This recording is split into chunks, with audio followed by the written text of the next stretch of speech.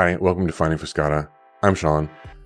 Last week I had a conversation with Karen Lanou, and there were many things in that conversation to unpack. And one of the things I thought that you would like is my new understanding of the fifth Hermetic principle. That's the principle of rhythm. I have seen this principle on play in my life in a way recently that I had never seen it before, I hadn't understood it before. And I hope that in this video, I can demonstrate to you how I have noticed different patterns in my life and how I used to be angry about them and frustrated with them. But now I've learned how to take advantage of them by applying lessons that I've learned from the Kabbalion, from Hermeticism. So in order to get on the same page with you, let me talk to you a little bit about the principle of rhythm, the fifth Hermetic principle. And this is straight from the Kabbalion. So principle 5, the principle of rhythm. Everything flows in and out. Everything has its tides. All things rise and fall. The pendulum swing manifests in everything. The measure of the swing to the right is the measure of the swing to the left. Rhythm compensates. The Kabbalion.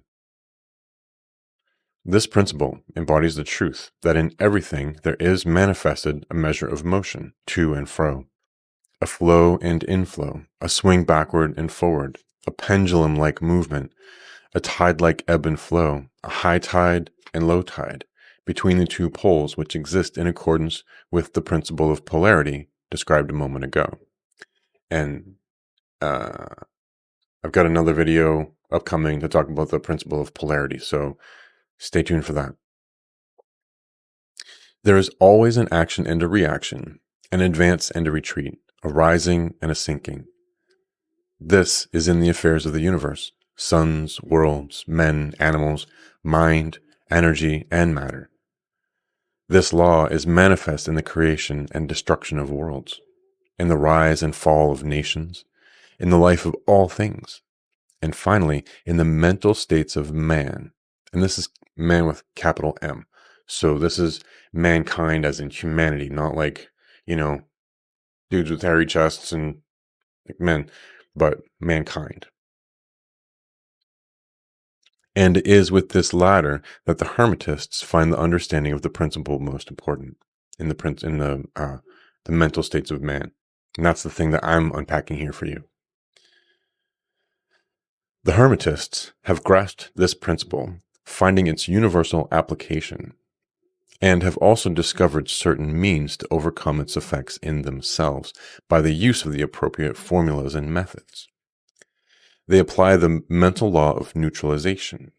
They cannot annul the principle or cause it to cease its operation, but they have learned how to escape its effects upon themselves to a certain degree, depending on the mastery of the principle. They have learned how to use it instead of being used by it. How to use it is what I'm about to talk to you about. But let's finish this so you have better understanding. In this and similar methods consist the arts of the Hermetists.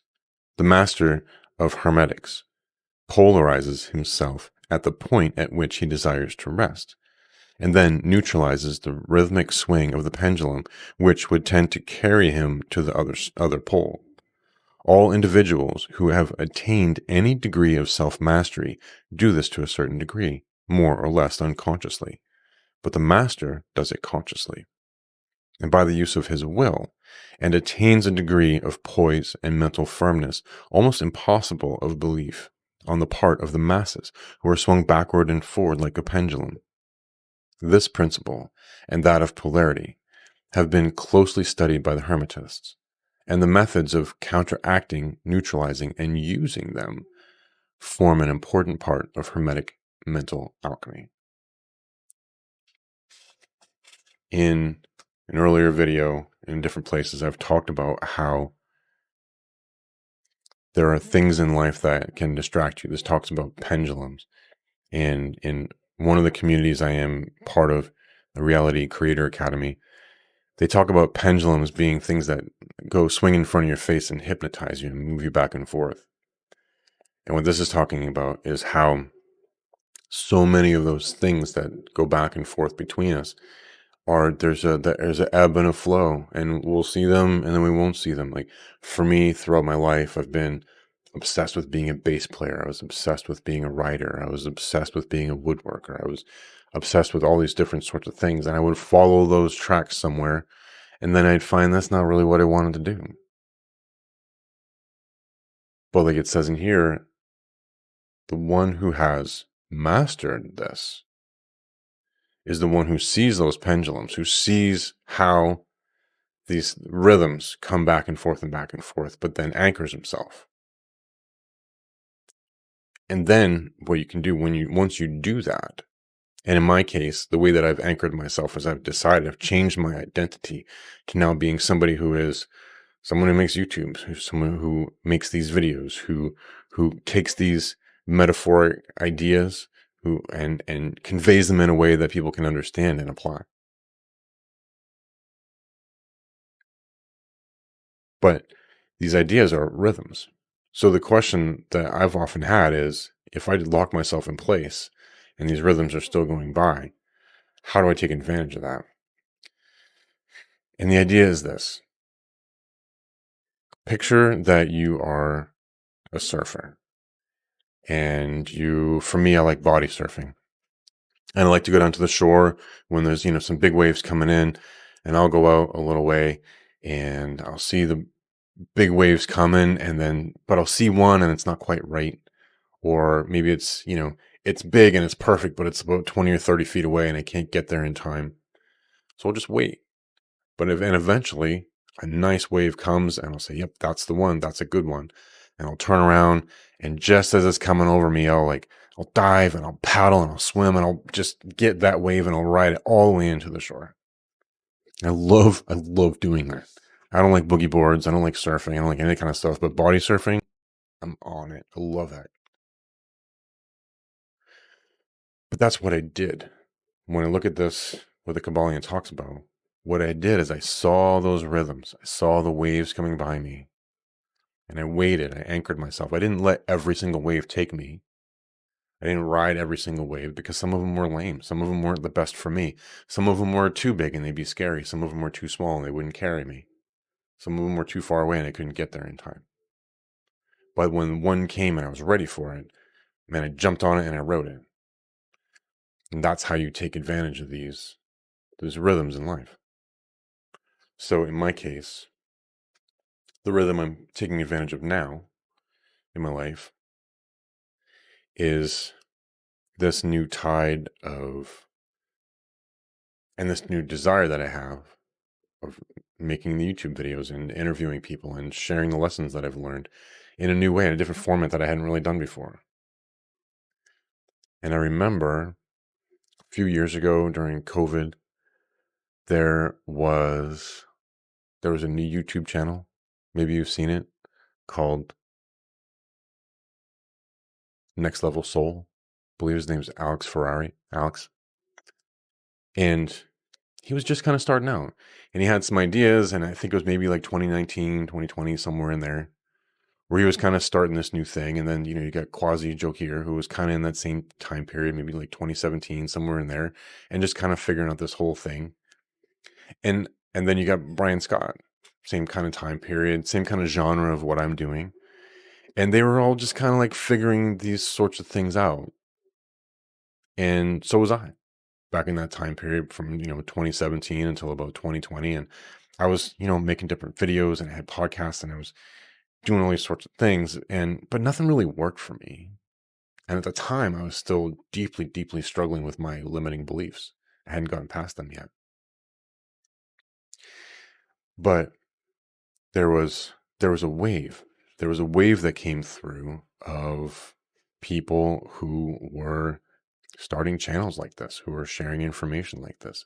And one of my limiting beliefs was that I was in my late 40s, and who's going to want to listen to a guy in his late 40s talk about law of attraction and, spiritual metaphysics, and who cares about that? Well, Brian Scott, people cared about what he had to say. Alex, people cared what he had to say, right? Quasi's young, but people cared what he had to say. It was the same genre, different guy, different age bracket, but the same kind of thing. right? But there's a feeling that comes along with that. There's a urge that you feel to be able to move these things forward, to be able to let these voices come through you, to let these words come through you. It sounds creepy when I say these voices, but to let these words come through you, to let these ideas come through you and put them out there into the world. And that, from the Kabbalian's point of view, from the Hermetist perspective, is that those are the rhythms. Those are the tides that come. And you can ride that tide.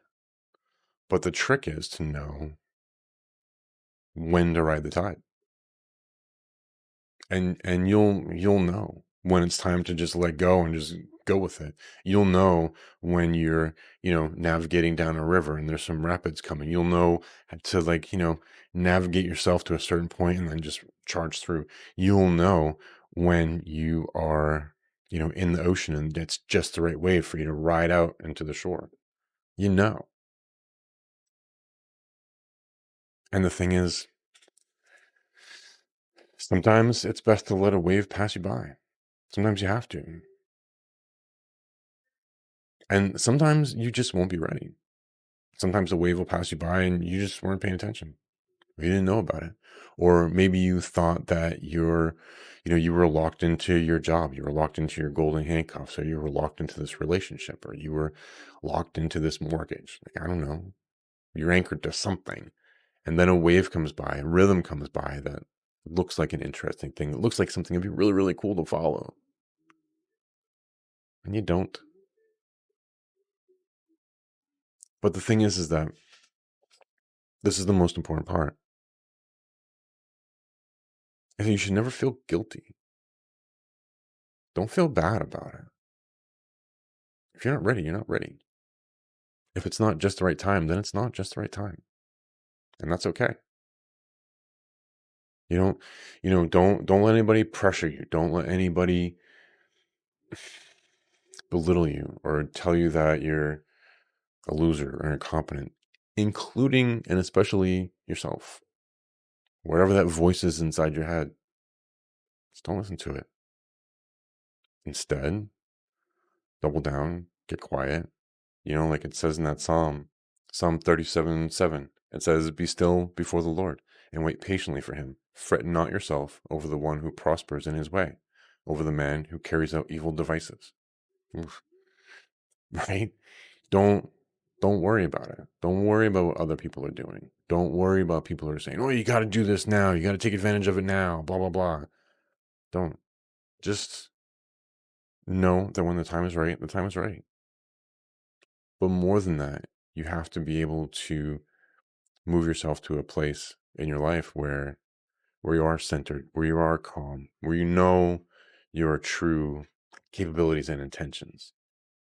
And you can carry those things out, because that's when you can master those rhythms and tides and not be swept away by them, but have a singular focus.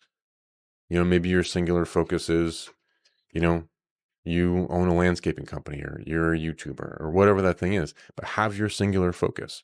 Let all those other pendulums go away. Lock yourself into that singular focus and then ride the tide forward, because it is coming. Like, there's a new one that's coming right now, or else I wouldn't be here doing this. So what's yours? Ask yourself that. Anyway, I hope this finds you well, and I hope you find this helpful. If so, or even if not, I don't know. Like, share, subscribe, do something in the comments, put something in the doobly-doo, right? And join us over on skool.com, skool.com /finding-Fuscata. Some great stuff going on over there. Anyway, peace, be blessed. I'll talk to you soon. Bye. Yeah, I know my dad's annoying.